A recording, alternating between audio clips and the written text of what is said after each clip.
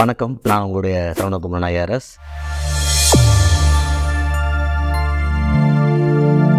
நம்ம time immemorial இந்தியாவை உலக நாடுகள் முழுக்க தேடுறாங்க. அதுக்கு 2 காரணம். ஒன்று, இந்தியாவில் தங்கம் நிறையா இருக்குது. இன்னொன்று, நிறைய அறிவாளிகள் தேடுறாங்க. ஹார்வர்டு ப்ராசஸை இந்தியாவில் ஒரு க்ளீனாக பண்ணக்கூடிய சிஸ்டம் நம்ம இல்லை. பொலிட்டிக்கல் சிஸ்டம் இல்லை, பாலிசி சிஸ்டம் இல்லை, சோசியல் சிஸ்டம் இல்லை, சொசைட்டியும் அப்படி இல்லை. 100% டேமேஜ் ஆகுதுன்னா வில்லேஜ் வேணும். ஏன்னா கரண்ட் ட்ரெண்ட் தெரியாது, என்ட்ரன்ஸ் நிறைய டெக்னிக் வேணும், மெமரைசேஷன் கம்மி, ரைட்டிங் இல்லை, ஒன்லி அப்ஜெக்டிவ் டைப்பு. அதை இன்ஸ்டியூட் கற்றுக் கொடுப்பாங்க நிறைய இடத்துல. ஸ்கூலில் அந்த அப்ரோச்சே கிடையாது. நீங்கள் கவர்மெண்ட் ஸ்கூலில் நீங்கள் ஏன் 7.5% போட்டால் தரீங்கன்னா, கவர்மெண்ட் ஸ்கூலால் எக்யூப்பே பண்ண முடியாது student. Government teachers are very talented, but அவங்களுக்கு ப்ரைவேட்டோட காம்பீட் பண்ணுற அளவுக்கு ஓரியன்டேஷன் கிடைக்காது. ஸ்டூடெண்ட் நம்ம ஓவராக பர்டன் பண்ணணும். 2, பயங்கர அன்இவன்னஸாக இருக்குது அர்பனுக்கும் வில்லேஜுக்கும். 3வது, இத்தனை போர்டு தேவையில்லை. இந்த போர்டெல்லாம் இன்டகிரேட் பண்ணி என்ட்ரன்ஸ் இல்லை, 12th பேஸ்ட்லேயே ஒரு அட்மிஷன் சிஸ்டத்தை உருவாக்கி நீங்கள் அதை கொண்டு வந்தால் தான். இல்லைன்னா நீங்கள்லாம் தொட்டு நெக்ஸ்ட் லெவல். நீட்டில் நீங்கள் பாஸ் பண்ணால் 1 லட்ச ரூபா கொடுத்து மெடிக்கல் படிக்கிறீங்க 5 வருஷம். நீட்டில் நல்ல மார்க் வாங்கலைன்னா நீங்கள் 1 கோடி ரூபா கொடுத்து எம்பிபிஎஸ் படிக்கிறீங்க. ஸோ நான் ஒரு 2 லட்ச ரூபா கொடுத்து என்ட்ரன்ஸ் படிக்க ரெடியாக இருக்கேன். 15 லட்ச ரூபா கொடுத்து கொஸ்டின் வாங்க ரெடியாக இருக்குது. என்னோட பெனிஃபிட்னு 80 லட்சம் இருக்குது. இந்தியாவில் 500 ரூபாய் கொலை பண்ண ரெடியாக இருக்காங்க. 14 வருஷம் தண்டனை தெரிஞ்சு கொலை பண்ணுறவன் 10 வருஷம் தண்டனை தெரிஞ்சு பேப்பர் லீக்காக பண்ணுறதுனா. இன்றைக்கி தமிழ்நாட்டில் இன்கம் டேக்ஸ் டிபார்ட்மெண்ட்டில் 1000 பேரில் 990 பேர் நார்த் இந்தியன் வேலை பார்க்குறாங்க. இது எப்போ நடந்தது? 2006க்கு அப்புறம் நடக்குது. ஏன்னா எஸ்எஸ்சி எப்போ நேஷனல் லெவலில் மாற்றினீங்களோ அப்போ எல்லா ஸ்டேட் ரேங்கிங் இல்லாமல் ஆல் இண்டியா ரேங்கிங்கில் அதிகமாக பீகார்லேருந்து யூபிலேருந்து வராங்க. ஸோ நீட்டுக்கு நான் அகேன்ஸ்ட் இல்லை, நீட்டு மாரி எல்லா என்ட்ரன்ஸ்க்கு அகேன்ஸ்ட். தமிழ் நேயர்களுக்கு அன்பு வணக்கம். நம்மோடு சரவணகுமரன் ஐஆர்எஸ் இணைந்திருக்காங்க. சார் வணக்கம். வணக்கம். நீட் எக்ஸாம் பில்லு கொண்டு வந்த காலத்துலேருந்து குலாம் நபி ஆசாத்தும் தமிழ்நாட்டிலேருந்து காந்தி செல்வன் 2 பேரும் கொண்டு வந்ததுலேருந்தே அது ஃபயராக தான் இருந்துகிட்ருக்கு. இன்றைக்கி வரைக்கும் முடியலை. பட் இப்போது இஷ்யூ என்ன ஆச்சு அப்படின்னா, சோனாவாங்குடைய உண்ணாவிரத போராட்டம், அதை ஏற்று நடத்திய காக்ரோச் ஜனதா பார்ட்டி, அதை கையில் எடுத்த காங்கிரஸ் எதிர்கட்சிகள்னு இந்தியா முழுவதும் ஃபயராக போயிட்டுருக்கு.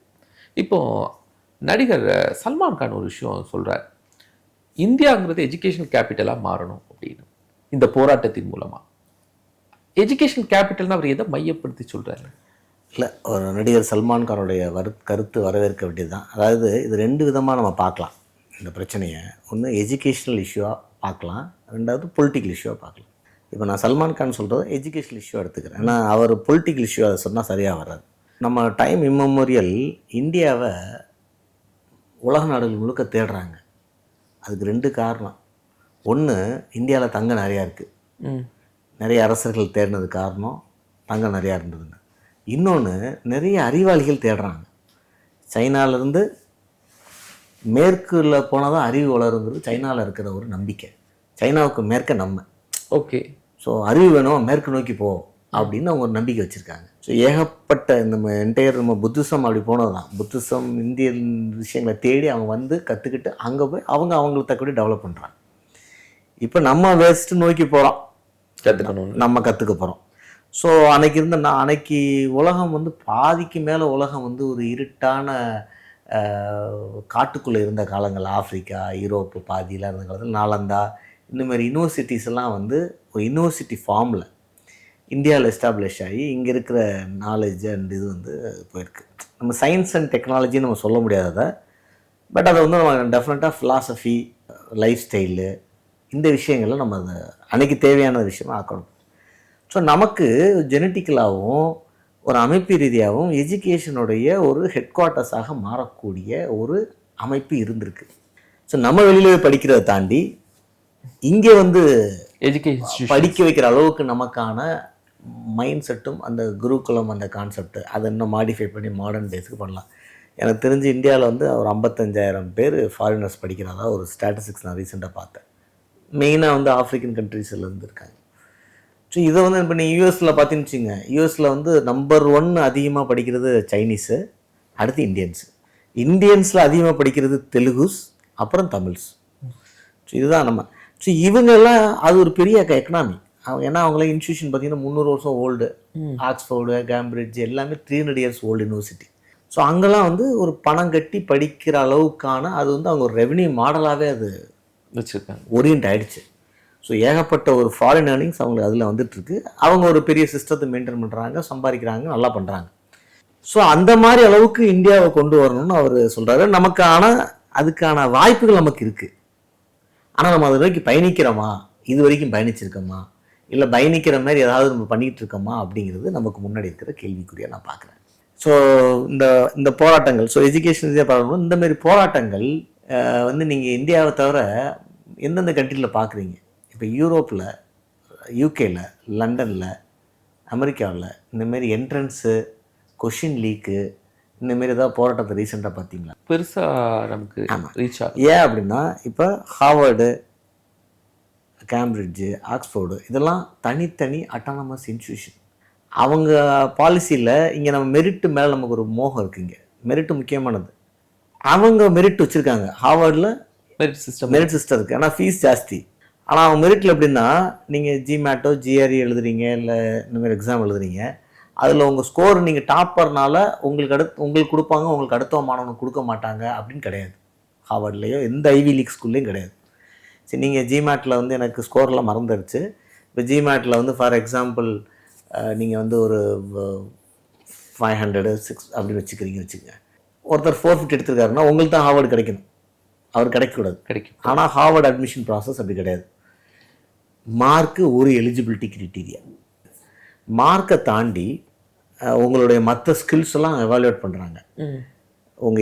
உங்கள் எஸ்ஏ பார்ப்பாங்க, உங்களுடைய பர்பஸ் பார்ப்பாங்க, உங்களோட ரெக்கமெண்டேஷன் பார்ப்பாங்க, உங்களுடைய ஓவரால் ஃப்ரேம் ஒர்க் ஆஃப் இது பார்ப்பாங்க. இதெல்லாம் வச்சு அவங்க ஒரு மெரிட்டு போடுறாங்க. அந்த மெரிட்டு நீங்கள் கோர்ட்டில் போய் கேள்வி கேட்க முடியாது. அட்மிஷன் கொடுத்தா உண்டு, அட்மிஷன் கொடுக்கலாம் இல்லை. ப்ளைனாக மார்க்கை மட்டும் வச்சா கேள்வி கேட்கலாம். சார் நான் 680, அவன் வெறும் 500, அவனுக்கு கொடுக்குறேன், எனக்கு கொடுக்க மாட்டேங்கிறீங்க, காசு வாங்கிட்டு அங்கே அட்மிஷன் போட்டிங்கன்னா நீங்கள் கேட்க முடியும். ஆனால் அந்தமாரி ஹார்வர்டில் கேட்க முடியாது. ஏன்னா அவங்களோட மெரிட்டு இது எல்லாம் சேர்ந்தது.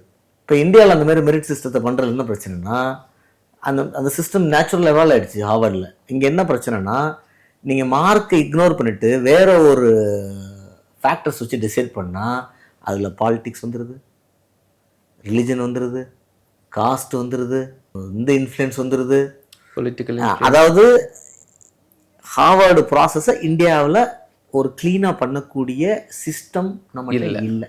பொலிட்டிக்கல் சிஸ்டம் இல்லை, பாலிசி சிஸ்டமும் இல்லை, சோசியல் சிஸ்டமும் இல்லை, சொசைட்டியும் அப்படி இல்லை. ஹார்வர்டில் வந்து இவரை இன்ஃப்ளூயன்ஸ் பண்ணி சீட்டு வாங்கிட்டாங்க அப்படின்னு நீங்கள் சொல்ல முடியாது, ஆக்ஸ்ஃபோர்டில் சொல்ல முடியாது. ஆனால் முன்னாடி நம்ம மெடிக்கல் சீட்ஸ் எல்லாமே ஸ்ரீலங்கன் கோட்டா, தமிழ் கோட்டா அப்படின்னு நிறைய கோட்டாஸ் மெடிக்கல் சீட்ஸ்குள்ளேயே வச்சுருந்தாங்கல்ல இந்தியாவில், தமிழ்நாட்டில். ஸோ நம்ம என்ன சொல்கிறோன்னா, ஸோ உங்களுக்கு டிபேட் இதில் வருதுன்னா, நீங்கள் மார்க் பேஸ்டு மெரிட் சிஸ்டம் போக போகிறீங்களா, இல்லை ஹோலிஸ்டிக் பேஸ்டு மெரிட் சிஸ்டத்துக்குள்ளே போக போகிறீங்களா? இந்தியாவில் நம்ம ரெடி ஆகாதனால நம்ம மார்க் பேஸ்டு மெரிட் சிஸ்டத்துக்கு போக வேண்டியிருக்கு. ஸோ என்ன ஆகுதுன்னா, அதை இவங்களுக்கு என்ன டிபேட் வந்துருச்சு, மார்க் பேஸ்ட் மெரிட் சிஸ்டம்னா நான் வந்து நீங்கள் எடுக்கலை. 4 சிஸ்டம் வச்சுருக்கேன் நான். CBSE, ICSE, IP, state board, இப்படி சிஸ்டம் வச்சுருக்கேன் நான். இப்போ 4 மார்க்கை எப்படி டெவலப் பண்ணுறது? இது ப்ராப்ளம். இதில் தான் என்ட்ரன்ஸுங்கிற ஒரு விஷயம் உள்ள வருது. இது என்ஜினியரிங்கில் டெவலப் பண்ணிடுறாங்கல்ல, சிபிஎஸ்சி, மெட்ரிகுலேஷன், ஐசிஎஸ்சி, இதுக்கு எல்லாத்துக்கும் சேர்த்து அவங்க ஒரு ரேங்க் போட்டுடுறாங்கல்ல. அந்த மாதிரியா மெடிக்கலில் போட முடியல அப்படிங்கிற கம்பேரிசன். அதுதான் இல்லை, டெவலப் பண்ணுறேன்னா அதுவுமே கேஸ் வந்துட்டு இருக்கோம். ஸோ இத்தனை போர்டு தேவையில்லைங்கிறது என்னுடைய பார்வை. இந்த வீடியோ பார்க்குற நிறைய பேர் இப்போ எல்லாம் அவங்க குழந்தைங்கள்லாம் அட்மிஷனுக்காக எல்லாம் ஓடிட்டு இருப்பாங்க. 92 பேட்சில் என்ன ஆகுதுன்னா, நாங்கள்லாம் ஸ்டேட் போர்டு சரியா, சிபிஎஸ்சியில் மார்க் அள்ளி போட்டாங்க. அப்போ என்ன ஆயிடுச்சு, மெடிக்கல் அட்மிஷன்னு எல்லாத்துலேயுமே ஃபஸ்ட்டு டாப் 100 ரேங்க் என்னமோ சம்திங் சிபிஎஸ்சி பசங்க. ஸ்டேட் போர்டு உள்ளே இல்லை. ஏன்னா 98, 99 ஸ்டேட் போர்டில் வெறும் 90, 91. ஸோ இது ஒரு யார் அது கேஸ் ஃபைல் பண்ணால் மறந்து போச்சு, ஒருத்தங்க கேஸ் ஃபைல் பண்ணுறாங்க. அப்போ என்ன கோர்ட் என்ன பண்ணிடுச்சு, இதை லெவலப் பண்ண முடியாமல் கேன்சல் பண்ணிவிட்டு 12th மார்க்கை கேன்சல் பண்ணி ஃபுல் ஃப்ளெஜ்டு எக்ஸாம் என்ட்ரன்ஸ் பேஸில் அட்மிஷன் போடுன்ட்டாங்க. ஓகே, 92 எங்கள் set, we are sufferers of set. யாரெல்லாம் வந்து 12th நல்ல மார்க் எடுத்தேன்னு திமிரில் என்ட்ரன்ஸுக்கு படிக்கல அவெல்லாம் மாட்டிட்டான். ஏன்னா 12th மார்க் வந்துருச்சு, 12th முடிஞ்சிருச்சு, மார்க் வந்துருச்சு, அப்புறம் தான் என்ட்ரன்ஸ் எக்ஸாம் வருது. என்ட்ரன்ஸ் எக்ஸாம் நம்ம வந்து கட் ஆஃப் வச்சுட்டு ஓகே எனக்கு இன்னும் ஞாபகம் இருக்குது 250 அப்போ cut off aggregate. So 200 12th மார்க்லேருந்து வரும். 100 மேத்ஸு, 50 ஃபிசிக்ஸு, 50 கெமிஸ்ட்ரி இன்ஜினியரிங். மெடிசன்னா 100 biology, 50 physics, 50 chemistry, 50 mark entrance. அப்போ என்ன ஆயிடுச்சு, இப்போ நான் 200க்கு 190 வச்சுருக்கேன்னு வச்சுக்கோங்க, எனக்கு அண்ணா யூனிவர்சிட்டி, பிஹெச்டி, இந்த மதுரை மெடிக்கலில் இதுக்கே வந்து வெறும் 230 தான் வேணும். ஸோ நான் 40 எடுத்தால் போதும் என்ட்ரன்ஸில் 50க்கு. அப்போ நான் கொஞ்சம் கூலாக படிப்பேன். இந்தமாரி கூலாக படித்தோன்னா மாட்டிட்டான். ஸோ என்ட்ரன்ஸில் 12th மார்க் கம்மி, இந்த என்ட்ரன்ஸில் 48 வாங்கினா அதான் சர்வே ஆக முடியாது, நல்ல காலேஜ் கிடச்சி நினச்சவங்களாம் பெஸ்ட்டு காலேஜ் கிடச்சி அவனுக்கு. ஏன்னா வெறும் என்ட்ரன்ஸ் பெஸ்ட்டில் ரேங்க் போயிடுச்சு. 48 49 வாங்கினவங்களாம் 12th மார்க் கம்மி, அவனுக்கு பெஸ்ட்டு சீட் கிடச்சிது. அப்புறம் நான் ஒரு குரூப்பு கேஸ் போட்டாங்க, நான் போடல, கேஸ் போட்டாங்க. எனக்கு 12th மார்க் இருக்குது, போன வருஷம் கட் ஆஃப் படி எனக்குலாம் மதுரை மெடிக்கல் வந்திருக்கும், மெட்ராஸ் மெடிக்கல் வந்திருக்கும், இந்த சிஸ்டத்தினால என்னை பாதிக்கப்பட்டவொன்னே ஒரு 10% சீட் எக்ஸ்டெண்ட் பண்ணி 10% சீட் எக்ஸ்டெண்ட் பண்ணி எல்லாத்துலேயுமே இன்ஜினியரிங் மெடிக்கல் எல்லாத்துலேயுமே எக்ஸ்டெண்ட் பண்ணி 12th ப்ளஸ் என்ட்ரன்ஸ் பேஸ் பண்ணி போட்டாங்க. சரியா? அதனால தான் என்ன ஆகுது, எல்லா காலேஜ்லேயும் சுனாமி மாரி எங்கள் பேட்ச் 500 இருக்க இடத்துல 580 600 எக்ஸ்ட்ரா சீட்ஸு. அது கிளாஸில் ரிஃப்ளெக்ட் ஆகும், ஹாஸ்டலில் இடம் இருக்காது. ஸோ இந்த மாதிரி நிறைய விஷயங்கள் பேட்ச் நடந்துச்சு. ஸோ இதுதான். ஸோ நமக்கு ப்ராப்ளம் என்னன்னா, நம்மளால் மெரிட் பேஸ்டு சிஸ்டத்தை காம்ப்ரிஹென்சிவாக பண்ண முடியாதனால மார்க் பேஸ்டில் போகிறதுனால இந்த என்ட்ரன்ஸுங்கிற ஒரு விஷயம் வந்து நம்ம எஜுகேஷன் சிஸ்டத்தில் வந்துருச்சு. இல்லை சார், அந்த என்ட்ரன்ஸை கொண்டு வரும்போது தான் என்ன சிக்கல் வருதுன்னா, அந்த என்ட்ரன்ஸுக்கான சிலபஸ்ஸு சிபிஎஸ்சிலேருந்து எடுக்கவா, மெட்ரிகுலேஷன்லேருந்து எடுக்கவா, ஐசிஎஸ்சியில் எடுக்கவா அப்படின்னா அங்கே சிபிஎஸ்சிலேருந்து சிலபஸ் எடுக்கிறாங்க. ஸோ அது எங்களுக்கு அக்செப்ட் ஆகாது. அங்கே தானே பிரச்சனை தான். இப்போ நம்ம நிறைய இப்போ இந்த இதில் வந்து அவேரான பேரண்ட்ஸ் என்ன பண்ணுவாங்கன்னா, நிறைய எக்ஸாம் சிபிஎஸ்சி பேஸ்டுனால அவங்க வந்து குழந்தைங்கள சிபிஎஸ்சியில் படிக்க வச்சுருவாங்க. ஒரு அன்அவேர் பேரண்ட்ஸு கிராமத்தில் இருக்கவங்க மாட்டிக்கிறாங்க. என்ட்ரன்ஸில் எனக்கு தெரிஞ்சு, நான் ஒரு வில்லேஜில் வந்திருக்கேன், 100% டேமேஜ் ஆகுதுன்னா வில்லேஜ் பாயிண்ட் தான். ஏன்னா கரண்ட்டு ட்ரெண்டு தெரியாது. சரியா? என்ட்ரன்ஸ் கரண்ட் ட்ரெண்டு தெரியாது. என்ட்ரன்ஸுக்கு நிறைய டெக்னிக் வேணும். மெமரைசேஷன் கம்மி, ரைட்டிங் இல்லை, ஒன்லி அப்ஜெக்டிவ் டைப்பு. ஸோ எல்லாம் டெக்னிக் தான். அந்த கொஷினை எப்படி ஆன்சர் பண்ணணும் குயிக்காக அது தெரியணும். அதை இன்ஸ்டியூட் கற்றுக் கொடுப்பாங்க நிறைய இடத்துல.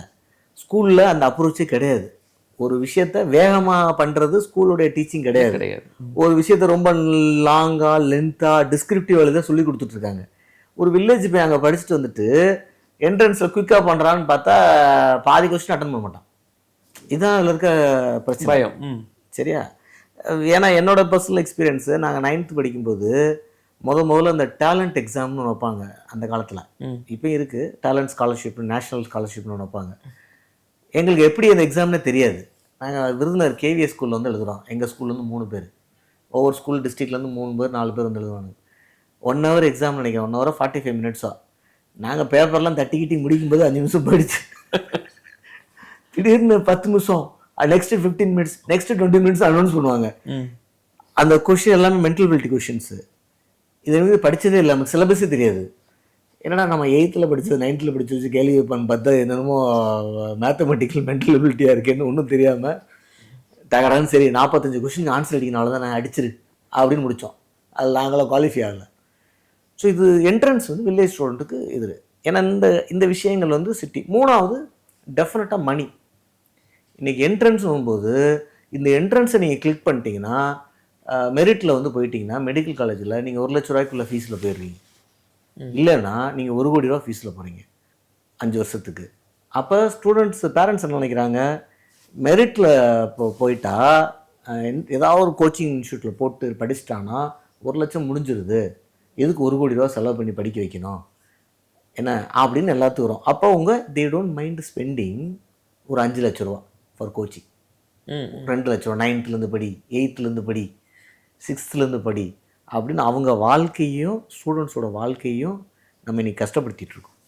ஏன்னா அவன் வந்து எனக்கு தெரிஞ்சு 6th அப்புறம் எவனும் எல்லா அக்ரெசிவான பேரண்ட்ஸு இந்த கோச்சிங்கில் தள்ளிடுவாங்க. பையன் படித்தான்னா, நல்லா படிச்சிட்டான்னு வச்சு. சரி, இப்போது இது ஆல்ரெடியே 2016க்கு அப்புறம் கிட்டத்தட்ட அப்போ செங்கோட்டையன் பள்ளிக்கல்வித்துறை அமைச்சராக இருக்கும்போதே சிஸ்டத்துக்குள்ளே கொண்டு வந்து ஸ்கூல்லேயே நீட் எக்ஸாம்ஸு ப்ரிப்பரேஷன் அதெல்லாம் ரெடி பண்ண ஆரம்பிச்சிட்டாங்கல்ல சார். சப்ஜெக்ட் வைஸே கரெக்ஷன்ஸ் கொண்டு வந்துட்டாங்கல்ல. அதுக்கப்புறம் அதாவது நான் எஜுகேஷன் எப்படி மாடல் சொல்கிறேன் சேஞ்ச் சொல்கிறேன், கவர்மெண்ட் ஸ்கூலு ப்ரைவேட் ஸ்கூலுக்கும் அடாப்டபிலிட்டி வித்தியாசம் ஜாஸ்திங்க.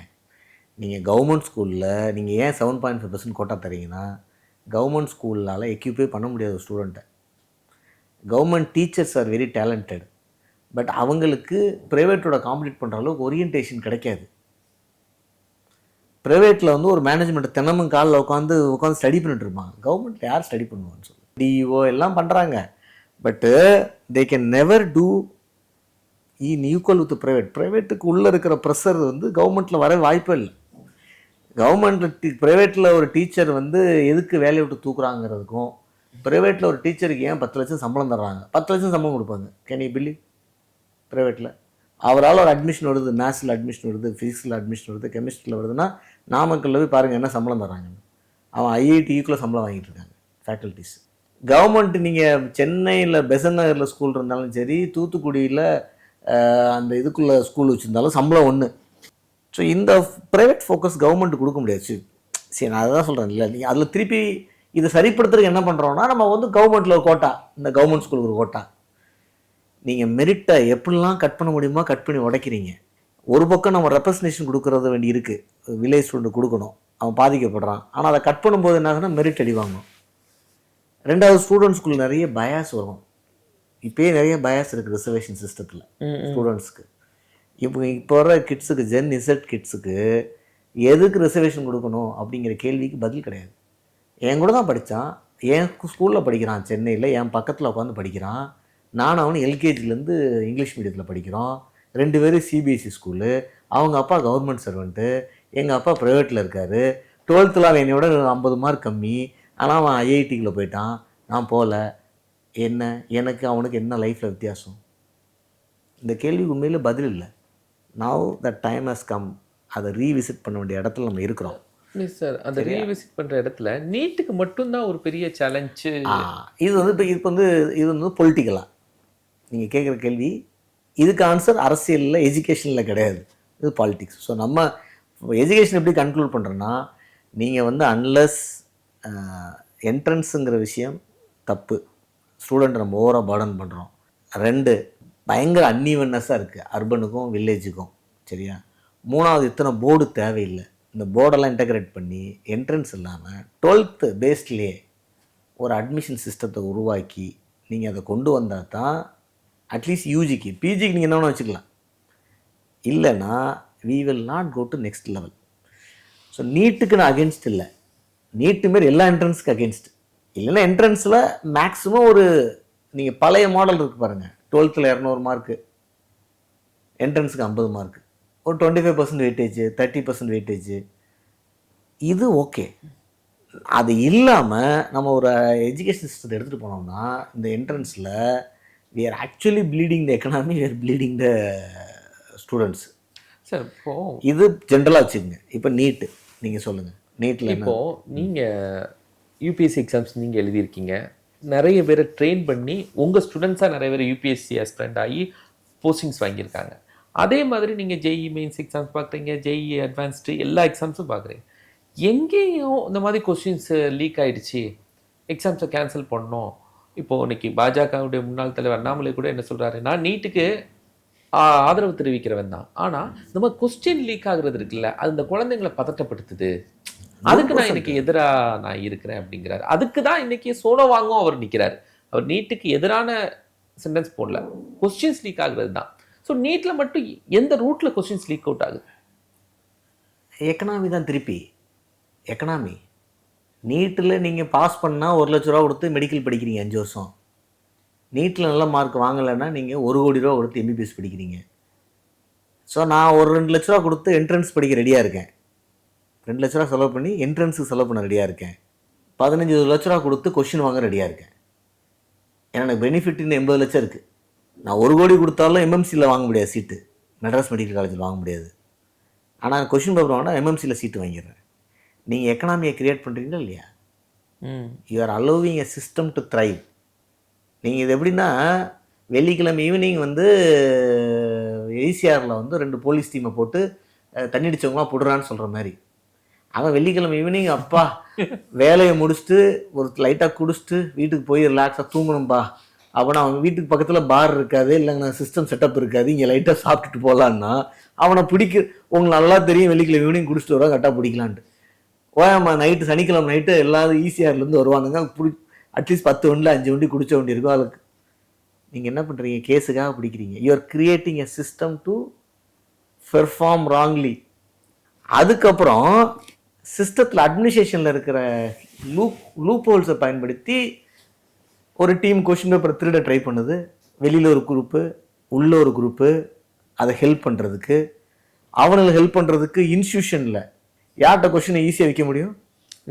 இன்ஸ்டியூஷன். அதுக்கு ஒரு இன்ஸ்டியூஷனை பிடிக்கிறாங்க. அட்மிஷன் வராத இன்ஸ்டியூஷன் என்ன பண்ணுவான்?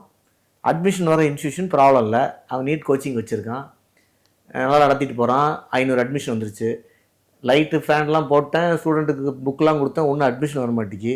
நான் பாஸ் ரிசல்ட் காட்டினா வருவான். ஒரு 10 பேர் மெடிக்கல் காலேஜ் எம்எம்சி காட்டணும், 10 பேர் மதுரை மெடிக்கல் காட்டணும், ஸ்டான்லி காட்டணும், கொஸ்டின் பேப்பர் வச்சு ஈஸியாக காட்டிடுவேன். நான் இந்த எக்ஸாம்பிள்லாம் தமிழ்நாட்டில் சொல்கிறேன், நான் தமிழ்நாடு ஆடியன்ஸ்க்காக, இங்கே நடக்குதுன்னு நான் சொல்லவில்லை, மெயினாக ராஜஸ்தான் குஜராத்தில் நடந்திருக்கு. ஸோ நீங்கள் அதுக்கான எக்கனாமியை க்ரியேட் பண்ணி கொடுத்துட்டீங்க, செலவு பண்ணுறதுக்கு ஒரு குரூப் ரெடியாக வந்துட்டான். ரெண்டாவது இந்த பக்கம் வந்து சிஸ்டத்தில் இருக்கிற லூப்போவில் பயன்படுத்துறதுக்கு ரெடியாக குரூப் இருக்குது. இப்போ 10 வருஷம் ஜெயில் தண்டனை, 10 கோடி ரூபா அபராதம் போட்டிருக்காங்க. இப்போ ஆமாம், பில்லில் வருது, மோஸ்ட்லி இன்ட்ரெஸ்ட் பார்லிமெண்ட்டில் வந்துடும், கிளியர் ஆகிடும், அதில் ஒன்றும் இல்லை. இது நீட்டை ஸ்டாப் பண்ணிடுமா? இந்த இந்த கொஷின் பேப்பர் லீக்கை ஸ்டாப் பண்ணாது. இந்தியாவில் 500 ரூபாய் கொலை பண்ண ரெடியாக இருக்காங்க. கொலை பண்ண எத்தனை வருஷம் தண்டனை? லைஃபு. எந்த தைரியத்தில் கொலை பண்ணுறான்? 500 ரூபாய்க்கே 10,000 ரூபாய்க்கே 10 லட்ச ரூபாய்க்கு எது கொலை பண்ணுறான்? 14 வருஷம் தண்டனை தெரிஞ்சு ஏன் கொலை பண்ணணும்? 14 வருஷம் தண்டனை தெரிஞ்சு கொலை பண்ணுறவன் 10 வருஷம் தண்டனை தெரிஞ்சு பேப்பர் லீக்காக பண்ண மாட்டானா? ஸோ நான் என்ன ஃபீல் பண்ணுறேன்னா, நீங்கள் எக்கனாமியை உடைங்கன்றேன். எதுக்கு இந்த என்ட்ரன்ஸ் சிஸ்டம்? எதுக்காக இந்த கான்செப்ட்? இதே நீங்கள் +2 மார்க் ப்ளஸ் என்ட்ரன்ஸ் வைங்க, எவனும் செலவு பண்ண மாட்டான். சார் இப்போது நான் சொல்ல புரிஞ்சுட்டிங்களா? +2 + என்ட்ரன்ஸ் செலவு பண்ண மாட்டான். நேஷனல் என்ட்ரன்ஸ் வைங்க. இன்னொன்று அது வந்து ஸ்டேட் வைடாக போகணுங்கிறது என்னோடய ஃபீலிங். ஆல் இண்டியா இல்லாட்டி தேவையில்லை, நமக்கு ஸ்டேட் வைடாக தான் போகணும். தமிழ்நாடு ஸ்டேட்டுக்கு என்ட்ரன்ஸ் வச்சுட்டு ஆந்திராவுக்கு தனி என்ட்ரன்ஸு. நீங்கள் என்ட்ரன்ஸோட ஒரே கொஸ்டின் பேப்பர் வைங்க, ஆனால் ரேங்கிங் அந்தந்த ஸ்டேட்டில் தான் இருக்கும். ஸ்டேட் வைஸ் ரேங்கிங் போடுங்க. ஸ்டேட் வைஸ் தான் ரேங்கிங் இருக்கணும். இதெல்லாம் எதுவுமே ப்ராப்ளம் இருக்காது. அது பாட்டு ஸ்மூத்தாக ஓடும். இப்போ நீங்கள் யானையை தேவையில்லாமல் பெருசாக்கி அந்த யானையை கண்ட்ரோல் பண்ண ட்ரை பண்ணிட்டு இருக்காங்க. இப்போ இந்த மாதிரியான விஷயங்களை நம்ம ஸ்டேட்டில் ஃபைட் பண்ணவங்க கூட கேட்கல, ஸ்டேட் வைஸ் ரேங்கிங் கொடுங்க அந்த மாதிரிலாம் கூட இல்லை. நம்ம ஸ்டேட்டில் கேட்கலங்கிறது நம்ம ஆல்ரெடி ஒரு வீடியோவில் நானும் பேசியிருக்கேன். இது மட்டும் கிடையாது, நம்ம என்ட்ரன்ஸை 12க்கு நோன்னு சொல்கிறோம், அண்டர் கிராஜுவேஷனுக்கு. போஸ்ட் கிராஜுவேஷனுக்கு வேறு வழி இல்லை, உங்களுக்கு வேணுன்றோம். எம்ப்ளாய்மெண்ட்டுக்கு இப்போ ஐஏஎஸ்க்கு என்ன பண்ணுவீங்க? 12th மார்க் வச்சோ காலேஜ் மார்க் வச்சோ போட முடியாது. ஸோ அதுக்கெல்லாம் ஒரு டைப் ஆஃப் காம்படிட்டிவ் எக்ஸாம் வந்து தான் ஆகணும். ஸோ எனி மாணவன் பின்னாடி ஒரு காம்படிட்டிவ் எக்ஸாமை சந்திக்க போகிறான், இவனை 12th கொஞ்சம் கம்ஃபர்டபுளாக அனுப்புங்கப்பா யூஜிக்குன்னு நான் சொல்கிறேன். ரெண்டாவது, ஸ்டேட் ரேங்கிங் ஏன் முக்கியம்னா, நான் ஏற்கனவே சொல்லியிருக்கேன், எஸ்எஸ்சின்னு ஒரு எக்ஸாம் இருக்குது, selection commission, staff selection commission, central government post. இன்றைக்கி தமிழ்நாட்டில் இன்கம் டேக்ஸ் டிபார்ட்மெண்ட்டில் 1000 பேரில் 990 பேர் நார்த் இந்தியன் வேலை பார்க்குறாங்க. நீங்கள் இதை எதிர்த்து இப்போ இது வரைக்கும் எந்த கட்சிகளும் ஆர்ப்பாட்டம் பண்ணலை. இது எப்போ நடந்தது? 2006க்கு அப்புறம் நடக்குது. அதுக்கு முன்னாடி அந்தந்த ஸ்டேட்டில் அந்தந்த ஆஃபீஸர்ஸ் தான் இருந்தாங்க, அவங்க தான் இருந்தாங்க. ஏன்னா எஸ்எஸ்சி எப்போ நேஷனல் லெவலில் மாற்றினீங்களோ அப்போ எல்லா ஸ்டேட்டு ரேங்கிங் இல்லாமல் ஆல் இண்டியா ரேங்கிங்கில் அதிகமாக பீகார்லேருந்து யூபிலேருந்து வராங்க. இப்போ நான் இந்தியன் ப்ரௌட் இந்தியனுங்கிறதுக்காக நான் பீகார்காரங்களுக்கு தமிழ்நாட்டில் வேலை தர்றது பேர் ப்ரௌட் இந்தியன் கிடையாது, அது நேஷனலிசம் கிடையாது. நம்ம ஆளுங்க நேஷனலிசத்தையும் ஆல் இண்டியாவையும் குழப்பிக்கிறாங்க. என்னுடைய எம்ப்ளாய்மெண்ட்டு, என்னுடைய ஆப்பர்ச்சுனிட்டி தமிழ்நாட்டில் இருக்குது, தமிழ்நாட்டுக்காரனுக்கு இருக்கணும். பீகாரில் இருக்குது, பீகார்காரன் இருக்கணும். ராஜஸ்தான்காரன் இருக்கும். நான் பீகார்காரன், ஆல் இண்டியா தாங்க. அந்த கேம்லாம் இல்லை. ஏன்னா இங்கே ஸ்டேட் வைடு நிறைய வேரியேஷன் இருக்குது. எக்கனாமியில் வேரியேஷன் இருக்குது, பொலிட்டிக்கலில் வேரியேஷன் இருக்குது. நீங்கள் ஒரு ஸ்டேஜில் இதில் கொண்டு போய் நார்த் ஈஸ்டில் எல்லாருமே நார்த் இந்தியாவிலேருந்து இருக்கான்னு வச்சுக்கோங்க, நம்மளால் ரேசியலில் இங்கே வித்தியாசம் கொஞ்சம் கண்டுபிடிக்க முடியாது. பீகார்காரனுக்கு நமக்கு பெரிய வித்தியாசம் இருக்காது. நார்த் ஈஸ்டில் எப்படி இருக்கும்? அவங்க ஒரு ஒரு ஒரு எல்லோ கலரில் இருக்காங்க. ஃபுல்லாக நம்ம நார்த் இந்தியன்ஸாக போய் பீகாரில் வந்து நார்த் ஈஸ்ட்டில் போய் income tax, CBI, customs, central excise எல்லாத்துலேயும் உட்காந்துருந்தாங்கன்னா அவன் என்ன நினைப்பான்? I am ruled by whom, not by my men but by somebody else நினைப்பான்னு நினைக்க மாட்டாங்க. இன்னொன்று, எனக்கு வேலை வாய்ப்பு இல்லை, நான் போய் எங்கேயோ போய் சலூனில் வேலை பார்த்துட்ருக்கேன், நான் இங்கே லோக்கல் இதில் ஆக முடியல, சென்ட்ரல் போஸ்டிங்ஸில். நாளைக்கு நீங்கள் ஸ்டேட்லேயும் அதேமாதிரி கொண்டு வந்தீங்கன்னு வச்சுக்கோங்க, ஸ்டேட் கவர்மெண்ட்லேயும் தாசில்தார் வந்து பீகார்னு ஒருத்தன் வந்து உட்காந்துருப்பான். ஏன்னா தமிழ்நாடுக்காரன் கிளியர் பண்ண மாட்டான். பீகாரும் தமிழ்நாடுக்கு நீ காம்படிஷன் வச்சா அவன் தான் அடிப்பான். அதுக்கு என்ன காரணம் நம்ம நிறைய வீடியோவில் பேசியிருக்கோம். இப்போ கூட ஆளுநர் அர்லேக்கர் கோயம்புத்தூரில் ஒரு காம்படிட்டிவ் எக்ஸாம் நடத்தக்கூடிய ஒரு சென்டர் நிகழ்ச்சியில் சொன்னார், பீகாருடைய இந்த டீட்டெயில்ஸ் சொன்னார் சார். எனக்கு இப்போ இன்னொரு விஷயம் சார், எப்போவுமே இந்த போராட்டங்கள், அது நீட் சம்மந்தமாக போராட்டம் தமிழ்நாட்டிலேருந்து ரொம்ப ஹைலைட் ஆகும். ஆனால் இந்த முறை டெல்லியில் ரொம்ப ஃபயர் ஆகுது, பட் தமிழ்நாட்டில் அந்த ஃபயர் வென் கம்பேரிட்டிவ்லி கம்மியாக இருக்குது. இல்லை, அது காரணம் நான் பார்க்குறது அரசியல் ரீதியாக டெல்லியில் நிறைய மாணவர்கள் அதை வந்து ஒரு அரசியல்னு புறந்தலை நான் விரும்பலை. இப்போ 2 விதமான எண்ண ஓட்டங்கள் டெல்லியில் இருக்குது. ஒன்று வந்து இந்த காக்ரோச் ஜனதா பார்ட்டி, இது வந்து வெளிநாடுடைய சதி அப்படின்னு ஒரு பார்வை இருக்குது. அப்போ மாணவர்களோட போராட்டம் தன்னிச்சையான போராட்டம் இல்லை, வெளிநாட்டிலேருந்து யாரோ ஒருத்தங்க ஃபியூல் பண்ணுறாங்க அப்படின்னு. இப்போ பிஜேபியோட அஃபிஷியல் பொசிஷன் அதான், மாணவர்களுக்கு எல்லாத்தையும் நம்ம பண்ணிக்கிட்டு இருக்கோம், இவங்க தேவையில்லாமல் அரசியல் பண்ணுறாங்க. இந்த அதில் காங்கிரஸ் போய் ஜம்ப் ஆச்சுல்ல, ஆமாம், அப்போ அது கன்ஃபார்ம் ஆகிக்குது, ஆமாம் காங்கிரஸ் வந்துருச்சு, காங்கிரஸ் வந்து அந்த இதை பயன்படுத்துது அப்படிங்கிற ஒரு தாட்டு. இன்னொரு தாட்டு வந்து ஒரு இளைஞர்களுக்கான ஒரு இன்கன்வீனியன்ஸை அவங்க தன்னிச்சையாக ஒரு எதிரொலிக்கிறாங்க. ஒரு காக்ரோச் ஜனதா பார்ட்டி ஆன்லைனில் 2 கோடி பேர் சேர்றாங்க. ஸோ இளைஞர்களுக்கு அங்கே என்னையை பொறுத்த மட்டும் இல்லை, இது வெளிநாட்டு சரியா இல்லையாங்கிறத மத்திய அரசு தான் கண்டுபிடிக்கணும். கண்டுபிடிச்சா அவங்க டாக்குமெண்ட்டோடு கொடுத்தா நம்ம எல்லாம் ஒத்துக்க போகிறோம். அப்படி ஒரு சதியை நடக்கிறத நம்ம ஒத்துக்க போகிறதில்ல. ஏன்னா இந்தியாவில் 1008 பஞ்சாயத்து இருக்குது, ஆனால் வேறு யாருடைய விரலும் கை இல்லை, விரல் கூட இந்தியாவோட வரலாற்றுக்குள்ள அரசியலுக்குள்ள வரக்கூடாது, அதில் ஒன்றும் நமக்கு மாற்றுக்கிறது இல்லை. ஆனால் அதே நேரத்தில் ஒரு ஸ்டூடெண்ட்டோட தன்னிச்சையான உணர்வுகளுக்கு மதிப்பு கொடுக்கணும். இதில் ஒரு பிளண்டர் நடந்திருக்கு. 2 டைம் லீக் ஆகுது, ஒரு டைம் கேன்சல் ஆகுது. எப்படி இது வந்து எக்ஸாமை நீங்கள் முதல் டைம் கேன்சல் பண்ணுறீங்க, கொஷின் லீக் ஆகிடுச்சுன்னு, 2வது டைமும் அதே மாதிரி நடக்குது. ஸோ இது வந்து ஒரு அட்மினிஸ்ட்ரேட்டிவ் பிளண்டர்.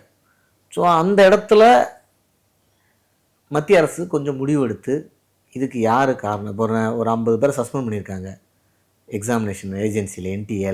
அதுக்கப்புறம் பெரிய அரெஸ்ட்டு ஒரு 5-6 அரெஸ்ட்டு தான் ஆயிருக்கு. ஆமாம், சரியா? ஆனால் இதில் வந்து இவ்வளோ பெரிய நெட்வொர்க்கு ஒரு கீழே இருக்கவங்க பண்ணியிருக்க முடியுமா, மேலே இருக்கவங்க பண்ண வைக்க முடியாதா, யாராவது ஒருத்தர் சம்மந்தப்பட்டிருப்பாங்களான்னு ஒரு கேள்விக்கு பதில் இது வரைக்கும் வரல. ஸோ அதை மத்திய அரசு விரைவில் கிளாரிஃபை பண்ணுறது நல்லது. 2வது, இந்த ஸ்டூடெண்ட் அடக்குமுறைக்கு நம்ம லத்தி சார்ஜு ஒரு தப்பான மெத்தடு.